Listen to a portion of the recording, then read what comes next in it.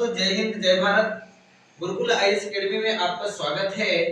आज हमारा नया टॉपिक है जिसमें से हम पढ़ेंगे मध्य प्रदेश का सामान्य ज्ञान यानी सामान्य परिचय पढ़ेंगे, जिसमें से हर एग्जाम को ये कवर करने वाला है। जितने भी अगर आप देखेंगे एमपी की कुछ अदर स्टेट के एग्जाम को भी ये कवर करता है। तो सबसे आज हम परिचय देखेंगे। किसका परिचय देखना है? हमें मध्य प्रदेश का देखना है। तो मध्य प्रदेश की अगर बात करें तो मध्य प्रदेश का गठन है कब हुआ है? 1 नवंबर 1956 को हुआ है। किस आयोग की सिफारिश पर हुआ है? फजल अली आयोग की सिफारिश पर हुआ है। अब ये फजल अली आयोग नया टॉपिक कहां से आ गया? तो मैं आपको बताऊं कि जब अपना देश आजाद हुआ था तो उस समय देश में जो राज्य थे उसको 4 श्रेणी में बांटा गया था, ABCD 4 श्रेणियों में। इसके बाद कुछ आजादी के बाद कुछ दिनों बाद भाषाई आधार पर राज्यों के पुनर्गठन की मांग उठने लगा, जिसके तहत आगे जो लास्ट में इसका डिसीजन लिया गया। यानी पूरा तो अगर देखा जाए तो इसको हम पॉलिटी में यानी आपका जो राजनीति है, संविधान है, उसमें हम कवर कर सकते हैं। लेकिन मैं आपको शॉर्ट में बता रहा हूं कि लास्ट में जो आयोग बैठाया गया था, जो बनाया गया था, जिसमें से ये कहा गया था कि आप बताइए कितने भाषाई राज्यों को भाषा के आधार पर गठन करना चाहिए। तो उस आयोग का नाम था फजल अली आयोग, जिनकी अध्यक्षता में किया गया था। तो 14 राज्यों का गठन किया गया था।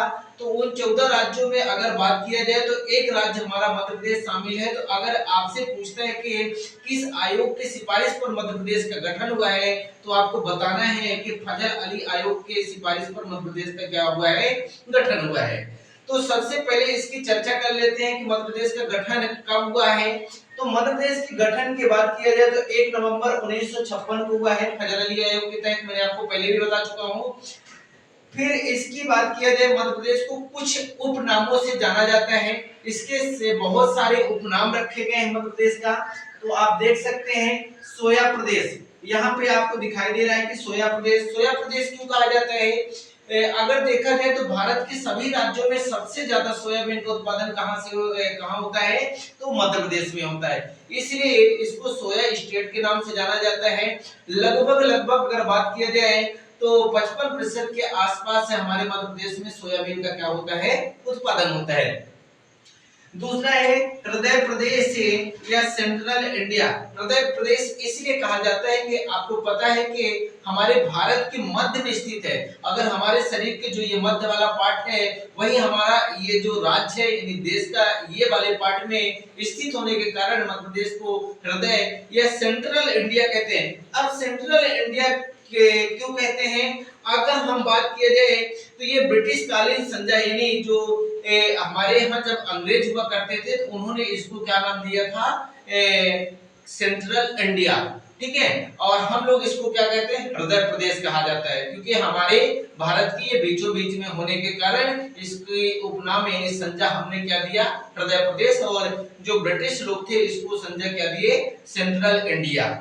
इसके बाद अगर बात किया जाए तो नदियों का मायका, हमारे मध्य प्रदेश को नदियों का मायका कहा जाता है।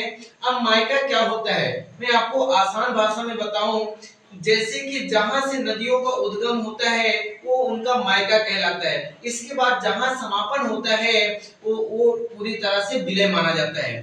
तो मैं आपको बताऊं, जैसे कि अगर हमें घरेलू भाषा में बात करें तो जैसे इससे अगर पारिवारिक शादी विवाह में गए तो जैसे लड़कियों का जन्म जिस स्थान पर होता है तो वो उस स्थान उनका जन्म स्थली माना जाता है यानी मायका माना जाता है, क्योंकि जहां पर उनकी शादी हो जाती है तो उनका ससुराल होता है यानी समापन माना जाता है। उसी प्रकार नदियों का भी ऐसे जहां से उद्गम होता है, जहां से जन्म स्थान होता है, उसी को मायका कहा जाता है। जैसे लड़कियों में ऐसा लागू होता है ऐसे नदियों में। इसलिए हमारे मध्य प्रदेश में सबसे ज्यादा नदियों का उद्गम होता है।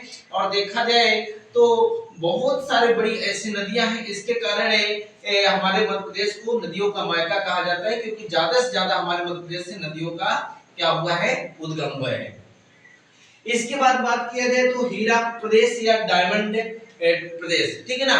हमारे अगर बात की जाए तो मध्य प्रदेश से वो हीरा प्रदेश भी कहा जाता है, क्योंकि भारत में एक तरफा हमारे मध्य प्रदेश में हीरे का क्या होता है उत्पादन। इसमें से आपको पता है कि पन्ना जिला सबसे ज्यादा फेमस है हीरे के उत्पादन के लिए। वहां कुछ तहसीलें भी, मझगावा नाम का ऐसे कोई तहसीलें हैं जहां से हीरा का सबसे ज्यादा उत्पादन होता है, यानी निकाला जाता है खदान से। इसके बाद अगर हम बात किया जाए तो मध्य प्रदेश को तेंदुपत्ता राज्य कहा जाता है, क्योंकि सबसे ज्यादा अगर देखा जाए तो मध्य प्रदेश में तेंदुपत्ता का उत्पादन मतलब तोड़ने का काम है मध्य प्रदेश में किया जाता है। मध्य प्रदेश की सरकार इसको लेती है। और तेंदुपत्ता का क्या उपयोग होता है?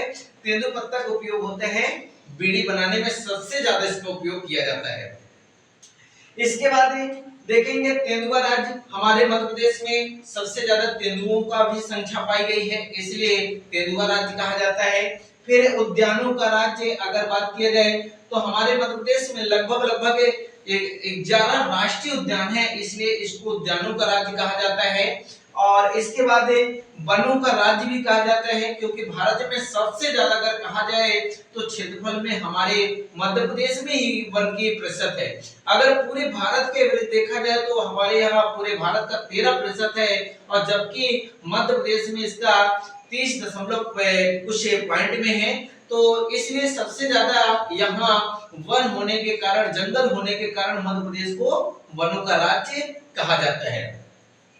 इसके बाद लघु भारत, इसको लघु भारत की संज्ञा दी जाती है।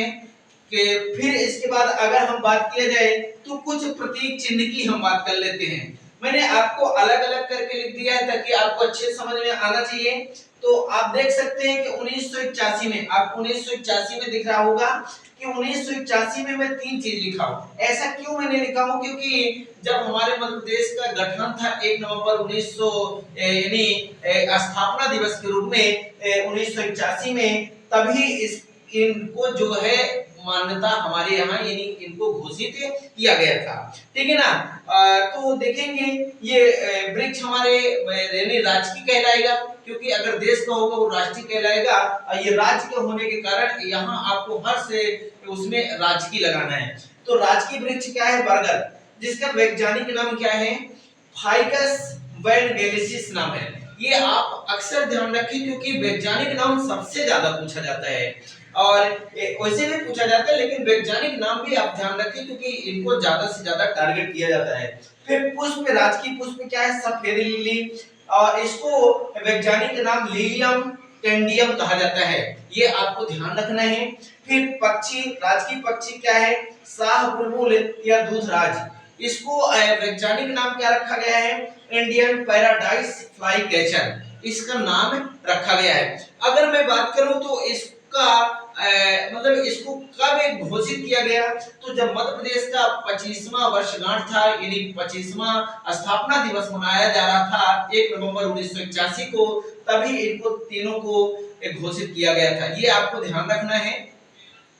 इसके बाद अब इसको मैंने 2 पार्ट में अलग अलग बांटा हूं, क्योंकि इनको अलग अलग टाइम में घोषित किया गया है, इसलिए मैंने आपको अलग करके बांट के दिखा दिया हूं। तो 2011 में राजकीय खेल घोषित किया गया है, जो क्या है?